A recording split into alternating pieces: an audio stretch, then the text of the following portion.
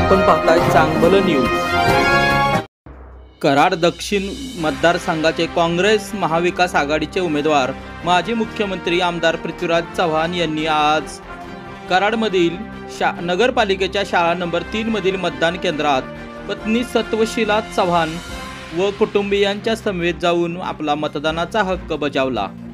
त्यानंतर त्यांनी माध्यमांशी संवाद साधला।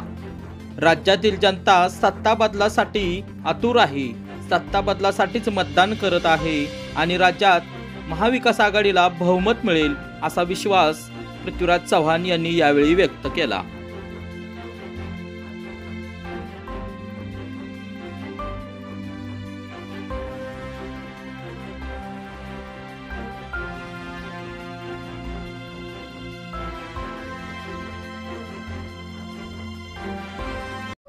आवाज मतदान करून मी आत्ताच शाळा नंबर 3च्या केंद्रामध्ये सर्व कुटुंबियांसमेत मी आज मतदान केलं। याच्या आधी सकाळी मी जरा भागात फिरायला गेलो होतो। आता इथून मतदान केलं। मी कराड शहरात फिरणार आहे। मतदान खूप उत्साहाने चाललेलं आहे।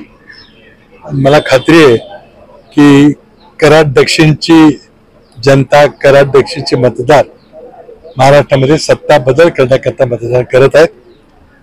तो सत्ता बदल झाल्यावर पुन्हा मग राज्य सुरळीत चालेल। गेली 10 वर्षे ही फार राज्याच्या इतिहासामध्ये अतिशय वाया गेलेली 10 वर्षे होती। आता बरंच काही सुधारायचं आहे आणि आमचं महाविकास आघाडी सरकार सत्तेत आल्यावर लगेच सुधारायला राज्याची परिस्थिती, राज्याची आर्थिक परिस्थिती सुधारायला सुरुवात करेल आणि शेतकऱ्यांच्या हिताचे, युवकांच्या हिताचे निर्णय घ्यायला सुरुवात करेल। महाविकास आघाडीला राज्यात किती जागा आहेत?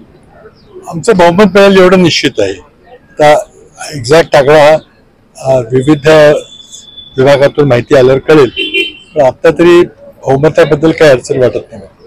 माजी गृहमंत्री अनिल देशमुख यांच्यावर परवा हल्ला झाला बघा, अनिल देशमुख यांच्यावर हल्ला झाला, भ्याड हल्ला झाला, त्याचा निषेध करावा तेवढं थोडा आहे। त्यानंतर विनोद तावडे हे पैसे वाटताना सापडले, त्यांना अनेक गोष्टी घडतायत एक। त्यामुळे मोदी काही सभेला कोणी बोलवलं नाही मोदीने आपल्या भागामध्ये।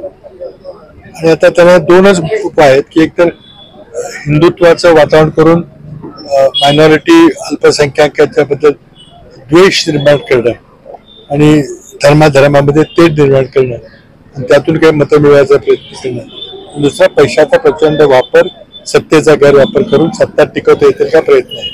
इतर कुठल्याही गोष्टीमध्ये त्यांना काही यश येणार नाही। एकही राज्याचे प्रश्न सुटलेले आहे।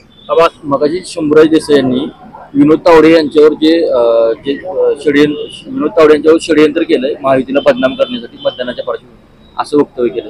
आता प्रश्न असा आहे की हितेंद्र ठाकूर यांनी सांगितले की मला महायुतीच्या एका ज्येष्ठ नेत्यांनी टिप दिली। काही लोक आणखी कोणातरी मोठ्या नेत्याचं नाव घेतात। अंतर्गत वाद आहेत। जर पडलो आपण तर विनोद तावडेच्या प्रकरणामुळे पडलो, निवडून आलो तर विनोद तावडे रेसमधून बाहेर असावेत, असा काही लोक प्रयत्न करतात।